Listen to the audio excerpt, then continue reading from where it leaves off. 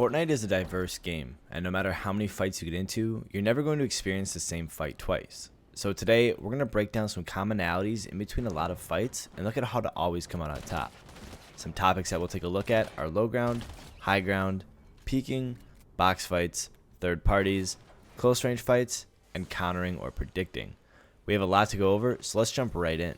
Low ground has certainly gotten a buff this season. It's not the best position to be in, but it doesn't mean you're at that much of a disadvantage. When I'm on low ground, I use it as an opportunity to put a large amount of damage into my opponent, and then I go for a high ground retake. This is a great way to put your opponent in a rough situation because they won't have time to heal up, and they'll either have to forfeit high ground or keep building where you can then continue to put shots in on them to finish them off.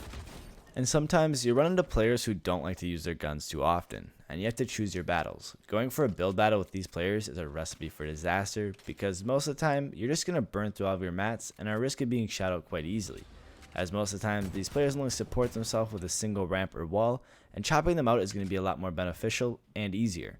But make sure that you protect yourself when you're going up for height, because a lot of times they'll try to get a free shot when they're falling back down. As well, if you're not supported, they're just going to chop you out right back. Now we're going to take a look at a couple of different high ground retakes, but I recommend knowing as many as possible because being able to combo as many together will help keep you unpredictable and make you harder to counter. I'm going to link a playlist in the description and at the end of the video that is full of high ground retakes and other technical builds. My favorite kind of retakes are ones that can change directions, and both of these fit the bill.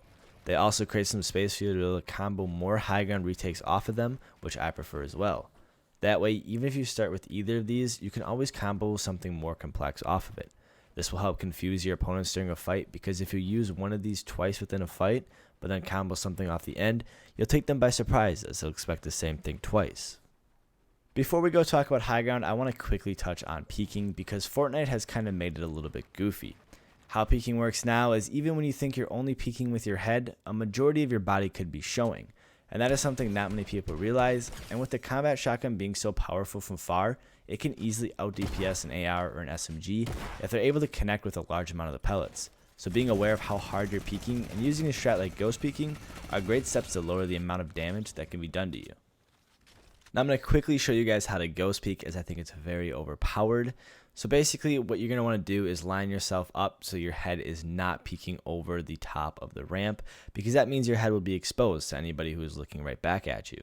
Now all you're going to do is look down at your opponent, but depending on where they are, you can actually position yourself higher, but it's going to be very situational.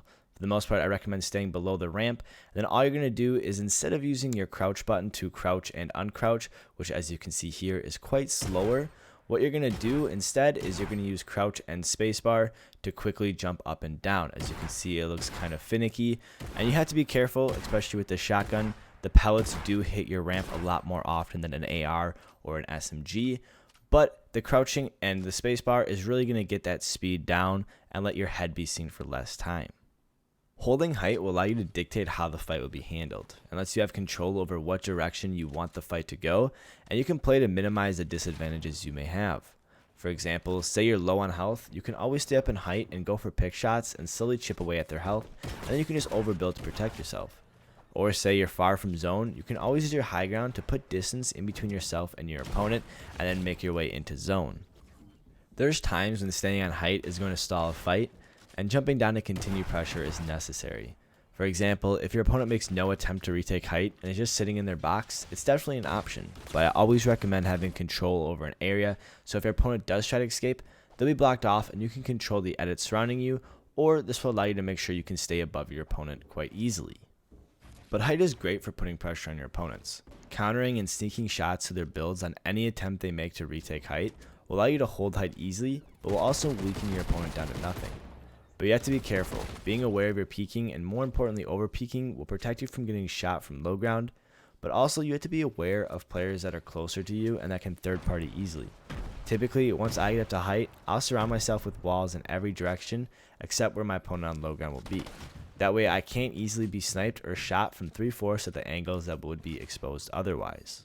Box fighting is a very important skill to learn because most of the fights against good players will end up turning into a box fight. Fast edits, wall stealing, or wall phasing techniques are going to be very effective. As well, once you have an edit, make sure you're not 50-50 fights as much as possible. Sometimes when you're inside their box, you're going to have to, but I recommend trying to gain control from the outside of the box and then being able to shoot in. One of my favorite tricks to use is the Kuna ramp edit, and basically all you're going to do is stare at your opponent and hold out your blueprints and basically bait them to edit a window. After that, your ramp will play straight into their box, and then you can control a ramp edit and decide when to expose them to go for a shot. They'll be pretty defenseless because they can't reset their edit because the window edit is blocked from your ramp, so you'll be able to have a really easy way to edit in. Another cool little trick that I like to do is you get in this position that will allow you to hit their floor even if it's underneath their cone. This will confuse them as they probably expect their cone to be stolen, but you can also smack both walls and their cone or floor, which will keep them switching from everything to hold all their walls and floors and cones. If they try to edit out, it's quite easy to put a cone on their head and stay up on height. If you do manage to steal someone's wall, it's best to either place a ramp or cone inside of their box to stop them from being able to ramp out. I used to be a big fan of the cone, but it's kind of expected now, and a lot of times players will just 50-50 and run straight at you. I now prefer to use the ramp because not only will it stop them from being able to shoot you right away, but it will also give you complete control over them, and you can edit in on them once the opportunity arises when they're defensiveless. I think we can all agree third parties are one of the worst things in Fortnite, and season after season we get more movement that enables more players to fly in within seconds, and there's nothing we can do to really stop the movement within the game. It's always going to be an issue within Fortnite, but learning how to deal with third parties in fights that involve multiple enemies is a skill that is invaluable. The first step is awareness. It can be difficult to track where multiple enemies are during a fight, but knowing the general area where they are can help you make sure that you're covering yourself from the correct angle so you don't get cracked in the back while you're focused on another player. This is where sound will play a big factor, and if you hear someone building anywhere where you're not looking or someone's flying in behind you, it's a good idea to throw up a couple of walls behind you just to make sure you're staying protected.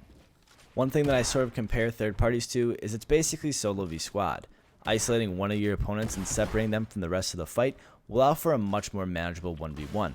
And in some of these situations, focusing super hard on a player who is not as good is a great idea because this will allow you to turn a 1v2 into a 1v1. But don't get focused too hard. If you get pumped in the back, your focus should be to turtle up and make sure you don't get pumped again. Unlike this player here who kind of neglected to even realize there were still more players in the area and was really just focused on finishing off this one player. Now since the pump was removed, a lot of players are still using the combat shotgun in the same way the pump was utilized, but the design of the shotgun is completely different and the uses of it are much different.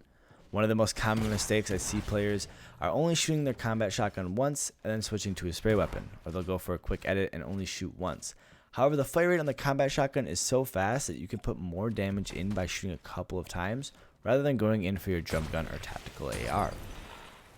As well, a great thing to do is when you and another player are battling for height, if you can get quick shots off on your opponents through the builds, it can slow them down dramatically, as even from far away the shotgun can shred players, and this will cause your opponent to turtle up and let you take high ground for the advantage. If you want to learn more tips on utilizing shotguns to their best ability, I recommend checking out my short video that's packed with some great tips.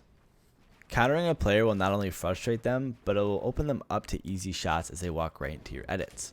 Looking back at earlier when I was talking about placing cones around a turtle to make sure they couldn't edit out and go for height, these sort of little tactics go a long way. Another one that I love is when I'm pushing someone who is turtled up and I see through their builds that they place down a ramp, I'll simply place a wall where they would come out of so they end up running straight into the wall, kind of like what you're seeing now. This will allow me to take height or even just slow them down. Now even though the player never edited out, I still made the counterplay just in case. This will guarantee you holding your position on height, but constantly countering your opponents before they even have the option to do anything will frustrate them and force them into uncomfortable positions to make mistakes. Now identifying those mistakes is extremely situational and I can't go over every single counter, but once you get the hang of them, you'll be able to capitalize on your opponents easily. One thing that I'll do when I'm fighting someone who is rather good is I'll spend the first 20 to 30 seconds of a fight coning and flooring off my opponents to stop them on any attempt they make for height. This will save on mats in the long run because eventually they'll tire out and turtle up where we can fight down low rather than just a huge build battle. However, I want to touch on a mistake I made on this situation to give up height, and I could have easily prevented it by simply countering my opponent. Instead of jumping down and trying to steal their wall, I could have stayed above them and put cones around the top to make sure they couldn't escape, and then from there I'd be able to force them into some sort of situation. But instead, I stayed on lower ground and his cone ended up being misplaced above my head, and it gave them enough time to steal height from me. But as you can see, countering things before they happen will allow you to keep your advantage and is very important. that is going to wrap up today's video. If you are not already, hop on over to Twitch and follow me, as that is where I'll be moving my streaming from now on. Otherwise, if you're looking for more tips and tricks, make sure to drop a like and subscribe, as it helps out the channel a ton. Other than that, thank you guys all for watching, and I'll see you all in the next one.